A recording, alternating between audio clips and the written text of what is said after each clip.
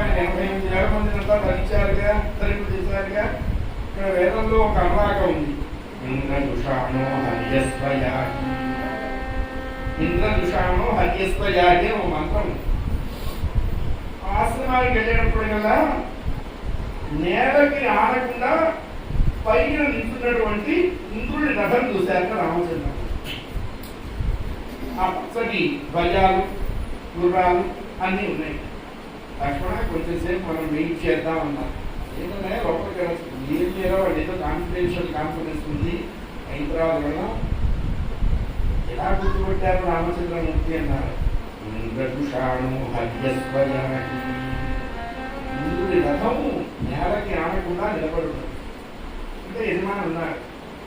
ఆయన ఎందుకు వచ్చాడు అన్నారు. శరభంగుడిని సశరీరంగా దేవలోకం తీసుకెళ్ళడానికి వచ్చాట ఇంద్రుడు.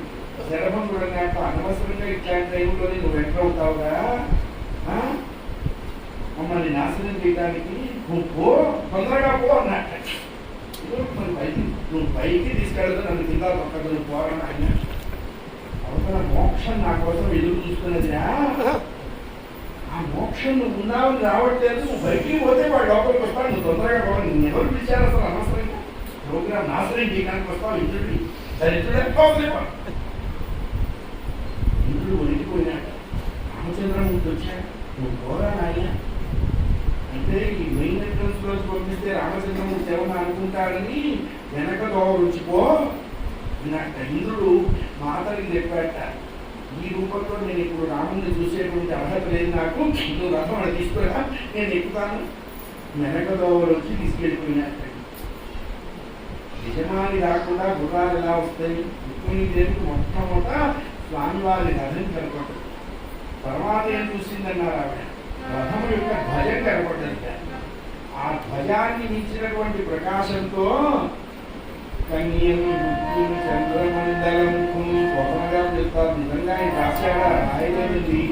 ఆయన రాద్దాం అనుకున్నప్పుడు భగవంతుడు ప్రత్యక్షమై చెప్పాడు. భగవంతుడు చెప్పాడు. రాముడు వారు రాసిన భాగవతం. చంద్రమండలం చంద్రుడికైనా మత్తుంది కానీ చంద్రుడికి ఏమొచ్చాలి. కంఠీరవేంద్రావలక్ష్యం నవాంభోజదరాక్షం చారుతరవక్షం మేఘ సంకాశదేహం. శ్రావణ మాసంలో మేఘం ఎలా ఉంటుందో పరమాత్మ ఆ స్వరూపంతో ప్రకాశిస్తుంటాడు. నీల మేఘ శ్యాముడు, నీల జీమూత సన్నిధుడు, విష్ణు వషత్కారం అన్నది అందుకే చెప్తారు. విశ్వవ్యాపకమైన వస్తువు నీలంగా ఉంటుంది. ఆకాశం నీలంగా ఉంది, సముద్రం నీలంగా ఉంది. పరమాత్మ ఆ స్వరూపంతో